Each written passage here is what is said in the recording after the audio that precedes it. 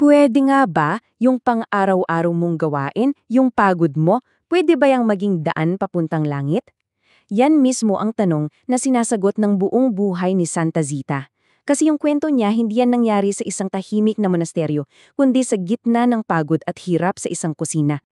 So, simulan natin ang kwento niya. Balik tayo sa 13th century, Italy. Dito, may isang batang babae na ipinanganak na ang simpleng buhay ay magiging isang testamento ng tunay na paglilingkod. Alam nyo, lumaki si Zita sa kahirapan, pero yung pananampalataya niya sobrang yaman. Yung nanay niya mismo ang nagturo sa kanya na sa lahat ng bagay, hanapin mo ang Diyos. Kaya naman, kahit bata pa lang, naging napakalalim na ng kanyang buhay panalangin. Bago pa man siya umalis ng bahay, buo na ang pundasyon niya. At imagine, sa edad na 12 anyos, 12 years old lang, ipinadala na siya para magtrabaho. Naging katulong siya para sa pamilyang Fatinelli sa Lucca. At dito na talaga magsisimula ang pinakamabigat na mga pagsubok sa buhay niya. Kasi para kay Zita, ang pagtatrabaho ay hindi lang basta trabaho. Ito ay pagsamba. Gigising siya ng sobrang aga para lang makapagsimba bago magsimula ang araw niya. At sa bawat pagod, sa bawat hirap, isa lang ang nasa isip niya. Nakatuon siya sa Diyos.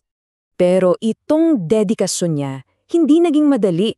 Sa katunayan, yung tahanan mismo na pinagsilbihan niya, yun ang naging lugar ng pinakamatinding pagsubok sa pananampalataya at pasensya niya. Akalain mo, sa loob ng maraming taon, sa kabila ng lahat ng kanyang kabutihan at kasipagan, kalupitan ang naging sukli sa kanya ng pamilyang Fatinelli. Grabe ang tiniis niya. Araw-araw yan ha. Hinataharap niya ang galit ng mga amo niya, yung mga biglaang pagsiklab ng galit nila, at oo, kahit pisikal na pambubugog. Pero imbes na sumuko o magpatalo, lalo pa siyang kumapit sa pananampalataya. Dito niya kinukuha lahat ng lakas niya. At dito na nangyari ang pagbabago. Dahil sa hindi matatawarang pasensya at kabutihan ni Zita, unti-unting nabago ang puso ng mismong pamilyang nagpahirap sa kanya. Unti-unti, nakita nila yung tunay niyang halaga. Yung dating puot, naging pagpapahalaga sa serbisyo niya. Yung pang-aabuso, naging paghanga. At sa huli, siya pa ang itinaas nila ng posisyon para pamahalaan ang buong sambahayan. At ito ang pinakamatindi.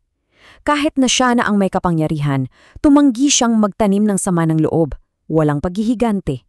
Sa halip, kabaitan ang ipinakita niya, hindi lang sa pamilya, kundi lalo na sa mga kapwa niyang katulong.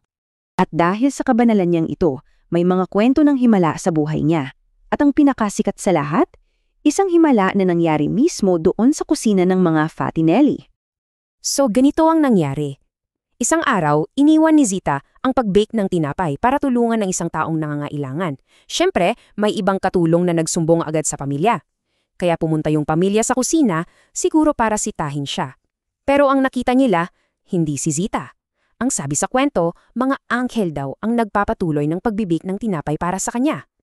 At yung impluwensya niya, hindi natapos noong nabubuhan pa siya. Sa katunayan, doon pa lang talaga nagsimulang lumaganap ang kanyang pamana. Noong April 27, 1271, matapos niyang sabihin na nalalapit na ang kanyang kamatayan, payapa siyang pumanaw, handang-handa nang harapin ang kanyang manong lika. At halos kaagad-agad, itinuring na siyang santa ng mga taga-Lucca. Sunod-sunod ang mga himalang iniuugnay sa kanya. At take note, yung mismong pamilyang Fatinelli na nagpahirap sa kanya noon, sila pa ang isa sa mga unang sumuporta para gawin siyang opisyal na santa. Ganun siya kamahal ng mga tao na minsan ang buong Lucca ay tinawag na Santa Zita. So paano siya naging opisyal na santa? Well, noong 1580, hinukay ang katawan niya at nakitang incorrupt, hindi nabubulok, malaking tanda yan.